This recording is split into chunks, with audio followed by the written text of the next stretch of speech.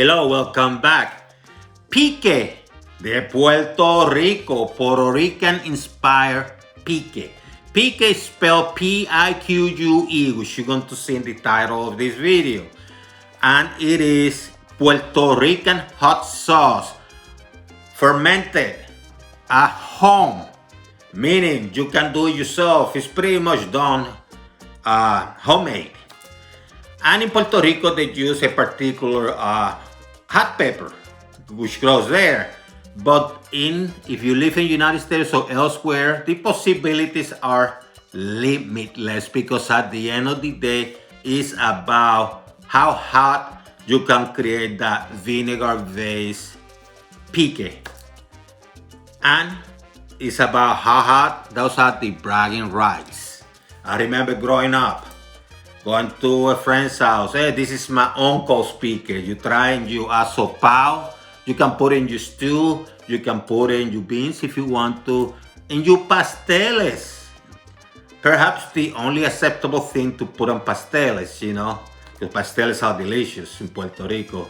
So if you like the content of this video or my channel, feel free and share so others have the opportunity to apply some of the techniques I'm teaching.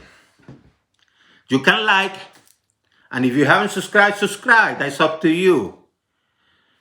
Comment if you want to, whether it's negative or positive, because I will reply to all the comments in a very polite manner. But the most important thing is this. Go nowhere. Let's have some fun. Let's create. So here are the ingredients and some critical material. I have a bottle. The key thing about the bottle is that you have to make sure things can fit through here, like the peppers and everything you need. You're going to need some vinegar. People traditionally use white vinegar. I'm going to with apple cider, which some people use. Apple cider vinegar. You know, I like this. I like the color. I like the taste. People typically use ground black pepper. I'm going to go with the peppercorn pepper because it adds a kick to it. And in Puerto Rico, in the island, when people prepare pique, they don't prepare pique to be soft. In fact, they're bragging rights. People say, oh, look at that pique, it was super hot. You know, people joke about it. So, and this one I'm going to smash slightly and add it to the container. I have some oregano, fresh. I do have, I believe, if I have cilantro, I need to look at. If I have some cilantro, I will add it too, a little bit, but it's not needed. Oregano will do. Garlic, I probably cut it a little bit just to get the juices flowing. Cut it mini like half. I also have the peppers. And in Puerto Rico, the island, the pepper typically is small and red and it grows there and it's very hot. And that's the advantage that people living in the island has. They can do it exactly like everybody does, you know, in some way using the same pepper. But that's an advantage of living in the United States and other places, especially if you want to brag about how hot the thing is.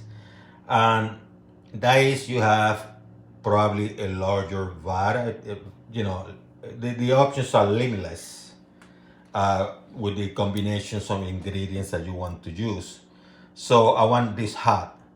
So let's start with the red Fresno pepper. I have several here. And if you use the Scoville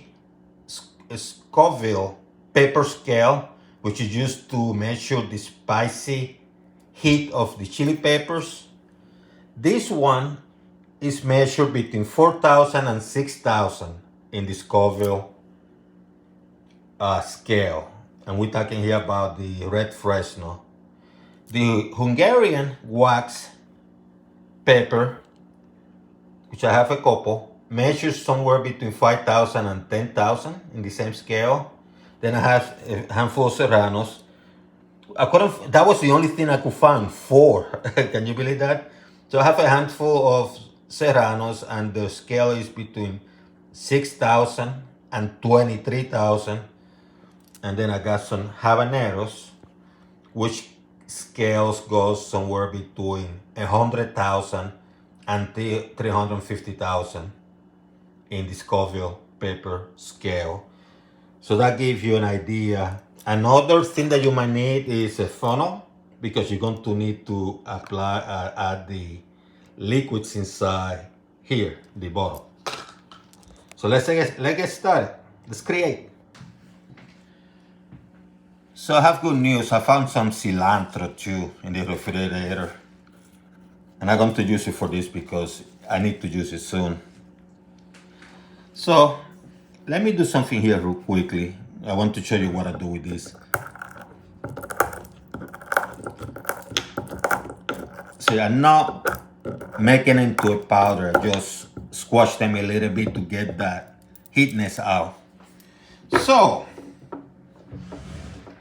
one thing I'm going to use, or going to do, I want to cut the peppers in such a fashion that I can fit them there, but I want to open so the heatness comes out. I'm going to leave the seeds in there because bragging rights, right? Let me open this one. Some people take the seeds out. I guarantee you, not in Puerto Rico. See, I'm opening it. Doing the same with this one. You don't have to do it perfectly, just a little stab. See? This one is going to be difficult to fit, so I have to cut it. And you do the same for the other ones. The habaneros.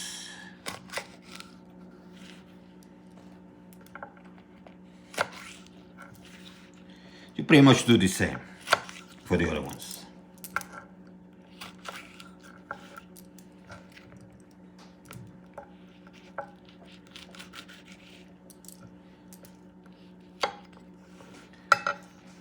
This you don't have to cut because you're going to put it completely into the bottle.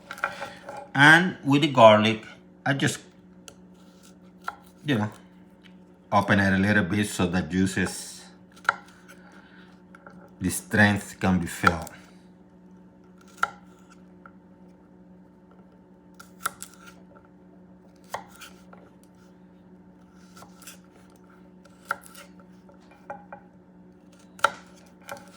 I might add more garlic, but I just wanted to illustrate you what I'm doing.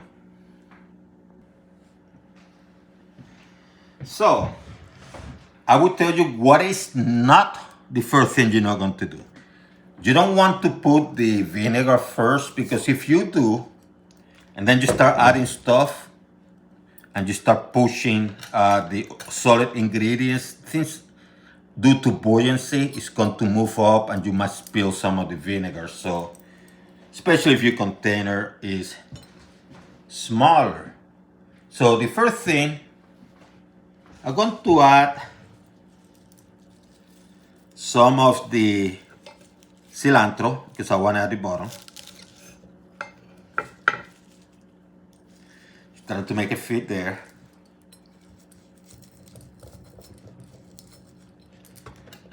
Push it with something. I have this little tool that I use. You can use whatever you want.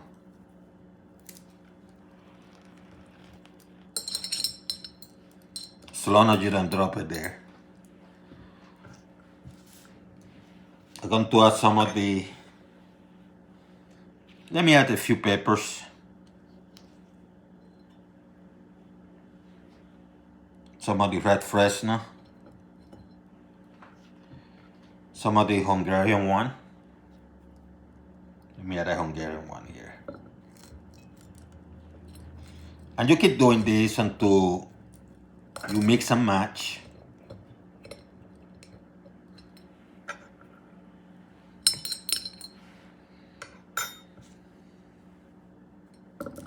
Contour the oregano.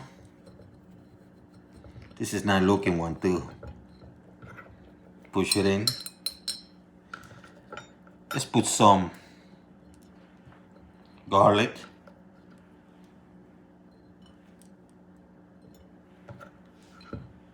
Some in this side, some on the other.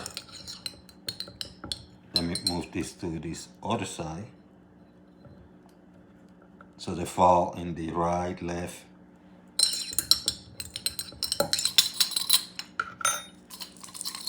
And I'm doing this because I want the garlic to move other places. Some of the serrano pepper, some here, some there. Push it in. Let me add some of the peppercorn. See?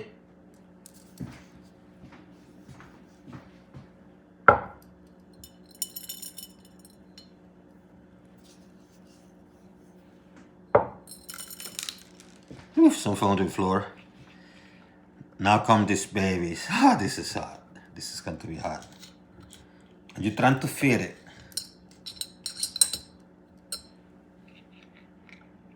Some here. Some there. And by pushing, I already created the juice. I'm not going to touch my face. I'm not even going to use the restroom. Let's put it that way. More the Hungarian. And you continue doing this until you put the amount that you want to put of peppers and garlic and other ingredients. Now I'm going to use the funnel to apply, to insert or put inside there the vinegar. Once again, I'm using apple cider.